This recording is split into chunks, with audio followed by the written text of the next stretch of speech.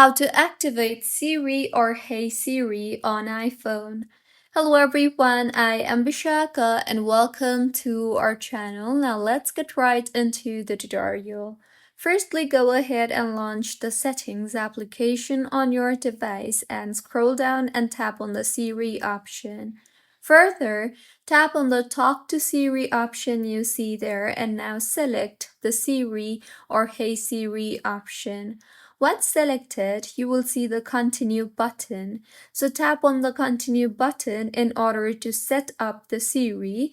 This will help Siri recognize your voice when you say Siri or Hey Siri. So simply go ahead and dictate the commands shown on the screen one by one. You will have to do 5 of them. Once all 5 commands are completed, tap on the Done button and with this your Siri is ready.